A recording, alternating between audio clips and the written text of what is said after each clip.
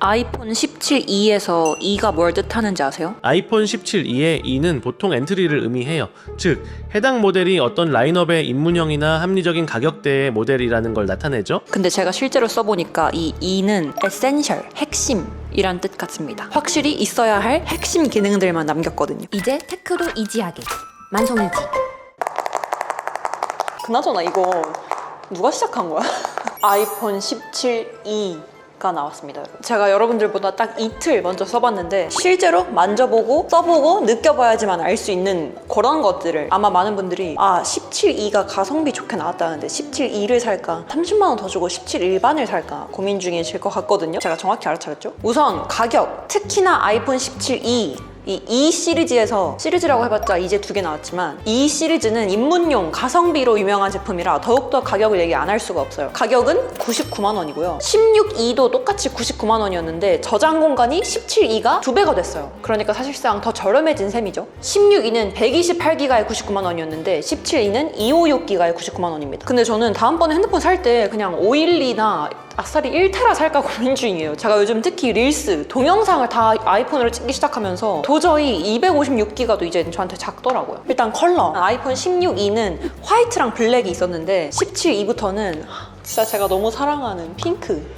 제가 일부러 오늘 옷도 핑크로 깔맞춤하고 왔거든요. 핑크 컬러. 아마 많은 분들, 특히 여성분들이 이 핑크 컬러 때문에 더욱더 고민 중이실 것 같은데 이거 진짜 실물로 봐야 돼. 디자인은 전작과 동일합니다. 그냥 컬러만 다른 정도? 아이폰 17e 얘 혼자만 고민하는 게 아니라 16e랑은 뭐가 달라진 거지? 주위에서 그냥 30만 원 더 주고 17e 살 바에 17 일반 모델 사라고 하는데 뭐가 다른 거지? 고민하실 것 같아서 제가 여러분들이 궁금해하시는 걸 알고 그 위주로 설명을 해드릴게요. 일단 16e랑 17e 겉보기엔 이렇게 똑같아 보여도 차이점이 있습니다. 일단 맥세이프. 솔직히 맥세이프 17e에서도 안 나왔으면 진짜 이걸 저는 살 이유가 없다고 생각해요. 저는 진짜 과장 조금 보태서 제가 실제로 쓰는 모델은 17 프로 맥스인데 맥세이프 없으면 못 살거든요. 이 맥세이프 그립독부터 시작해서 카드 지갑 뭐가 됐든 맥세이프 무조건 있어야 돼 진짜로. 근데 16e 때는 정말 놀랍게도 21세기에 맥세이프가 없었단 말이에요. 그래서 당시에 저는 정말로 16e가 가볍고 또 후면 디자인도 심플하니 예쁘잖아요. 갈아타려 했는데 맥세이프가 없어서 도저히 안 되겠더라고요. 그래서 못 갈아탔었는데 17e는 드디어 맥세이프가 나왔습니다. 이제야 내주다니. 얼마 전에 제가 소개한 이 케이스티파이 핑크 리본 그립톡 너무 찰떡 아니에요? 진짜 개귀여워.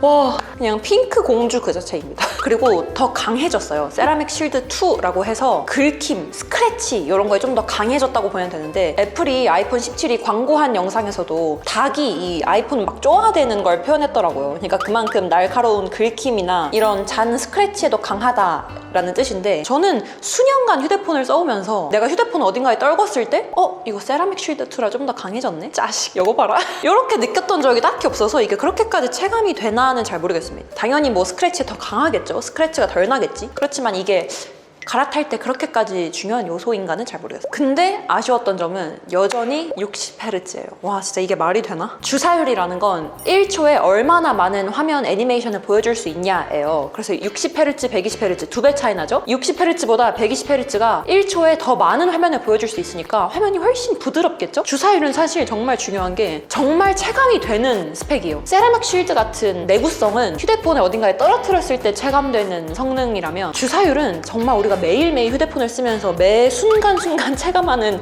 스펙이라 전 정말 중요하게 생각하는데 확실히 저는 기존에 이 17 프로 맥스 120Hz짜리 주사율을 쓰다가 60Hz로 넘어오니까 괜히 좀 버벅이는 것 같고 괜히 좀 느린 것 같고 이 역체감이 확 되더라고요. 그리고 다이나믹 아일랜드가 없어요. 노치 디자인이거든요. 진짜 오랜만에 보는데 사실 저는 뭐 다이나믹 아일랜드가 있으면 당연히 더 편해요. 뭐 음악 들을 때나 여러 앱 동시에 켰을 때 특히 뭐 배달의 민족, 쿠팡이츠 같은 거 실시간 배송 현황 이런 것도 다 볼 수 있잖아요. 근데 뭐 아이폰 17e의 포지션이 입문용 가성비라는 걸 생각했을 때 다이나믹 아일랜드 없는 건 뭐 그럴 수 있다고 생각합니다. 근데 사실 16e와 17e를 고민 중이신 분들은 그렇게 많지 않을 것 같아요. 지금 애플 공홈에서도 16e는 아예 팔지도 않거든요. 그래서 17e를 고민하시는 분들은 다 17 일반 모델과 고민 중이실 것 같은데 분명히 나 이번에 아이폰 17e 사려고 라고 하면 주위에서 야 그냥 30만 원 더 주고 17 일반 모델 사 라고 하는 분들이 많을 것 같거든요. 저의 생각은 그분들이 맞는 것 같아요.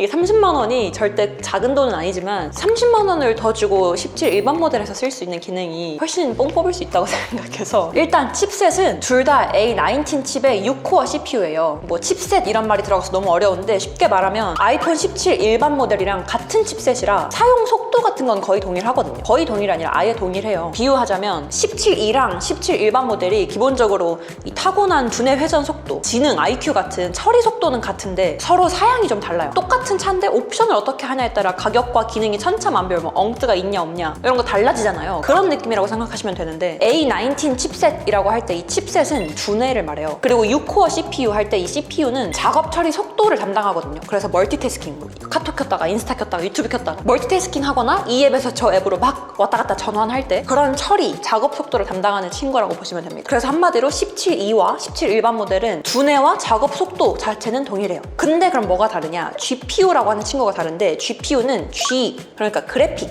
이게 언제 쓰이냐면 게임 할 때, 영상 볼 때, 아니면 화면의 애니메이션을 담당하는 친구거든요. 아이폰 17 일반 모델은 5코어 GPU예요. 그러니까 5개, 17E는 4코어 GPU. 5와 4, 하나 차이 나죠? 그래서 17 일반 모델이 아무래도 고사양 게임이나 그래픽 작업 이런 거 할 때 조금 더 여유롭고 잘 구현이 돼요. 근데 저같이 게임 안 하는 사람들한테는 이 GPU가 그렇게 어마무시하게 중요한 특별적은 아닌 것 같고요. 그게 중요한 게 아닙니다, 여러분. 이런 성능적인 것보다 기능적인 게 차이가 많이 나요. 그러니까 제가 생각했을 때 아이폰 17E랑 아이폰 17 모델은 성능은 거의 동일한데 17E가 기능이 좀 더 제한적이에요. 근데 당연히 17E가 그만큼 더 저렴하다는 건 감안하고 들으세요. 일단 주사율은 말씀드린 것처럼 17E는 60Hz고 17 일반 모델은 120Hz예요. 이번에 아이폰 17 라인업 중에 그냥 17 일반 모델이 최고다, 무조건 17 일반 모델 사야 된다 이런 말이 많았던 이유도 원래 역대 아이폰 4개 중에 일반 그리고 플러스는 주사율이 60Hz라서 사람들이 많이 안 썼는데 아이폰 17 때부터는 애플이 이런 끔나누기를 하지 않고 모든 라인업에 120Hz 주사율을 넣어주면서 주위에서 다들 야 프로 맥스 너무 비싸니까 그냥 17 일반 사, 일반이 최고야 이런 말 많이 해서 제 주위에도 실제로 17 일반 모델 쓰는 사람들이 정말 많더라고요. 그 주사율이 17E는 아무래도 60Hz입니다. 끔나누기를 할 수밖에 없었을 것 같아요, 제 생각엔. 그리고 카메라 차이도 나요. 제가 17E를 못 쓰는 이유 중에 하나이기도 한데 맥세이프뿐만 아니라 저는 아무래도 영상을 틈틈이 브이로그나 릴스 같은 것도 그냥 아이폰 카메라로 많이 찍다 보니까 17 일반 모델은 듀얼 카메라, 17E는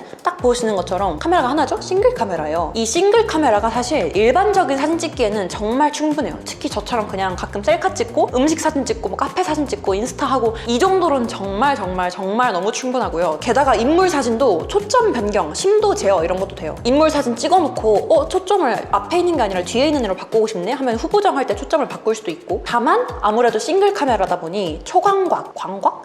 발음이. 근데 제가 아쉽다고 하는 건 저는 유튜버하고 평소에 사진, 영상, 멀리서도 브이로그 찍고 확대하고 이런 게 많아서 그렇지 그냥 제가 만약에 유튜브를 안 했다? 그냥 평범한 직장인이었다? 하면 충분히 긍정적으로 고민했을 것 같긴 해요. 왜냐면 평소에 브이로그 찍을 일 없으면 휴대폰으로 영상을 뭐 그렇게까지 많이 찍지도 않고 그렇다고 카메라 스펙이 절대적으로 부족하거나 화질이 뭐 깨진다거나 이런 게 아니기 때문에, 다만 초광각이 없어서 아무래도 그런 MG샷이나 다양한 화각에서 촬영은 좀 어렵겠다. 그리고 아이폰 17 일반 모델이랑 차이 나는 게 그 센터 스테이지 기능이 없어요. 그래서 아이폰 17 시리즈에서는 센터 스테이지라고 해서 휴대폰을 이렇게 세로로 든 상황에서도 가로 모드 영상을 찍을 수 있었잖아요. 이게 은근 없으면 또 아쉬운 기능이에요. 가끔 이렇게 휴대폰을 세로로 들고 가로 사진을 찍고 싶을 때가 가끔은 있단 말이에요. 저도 정말 한 달에 한두 번 쓰는 기능인데 이게 없으면 또 은근 아쉬워. 그리고 듀얼 캡처 모드, 이건 뭐 그렇게까지 많이 쓰진 않지만 전면 카메라와 후면 카메라를 동시에 촬영하는 그 모드도 없습니다. 그러니까 한마디로 17 일반 모델과 이 17E는 카메라 개수부터 1개, 2개 카메라 개수부터 차이가 나고 메인 카메라 자체는 동일한데 초광각 카메라가 있냐 없냐 차이예요. 그 외에도 말씀드린 센터 스테이지 기능이나 듀얼 캡처 이런 기능적인 제한이 있긴 합니다. 근데 계속 말씀드리지만 여러분 30만 원 더 저렴하다는 걸 알고 계셔야 돼요. 그래서 결론적으로 저는 아이폰 17E는 어떤 분들께 추천드리냐면 60Hz 주사율과 초광각 카메라가 없는 게 괜찮으신 분들, 그리고 무엇보다 99만 원 가격도 가격인데 이 디자인도 너무 예뻐서 전 무조건 핑크 추천드리고, 다만 어떤 분들께는 조금 한 번 더 고민을 하라고 말씀드리고 싶냐면 이미 기존에도 120Hz 주사율을 쓰던 분이나 평소에 카메라를 정말 다양한 화각,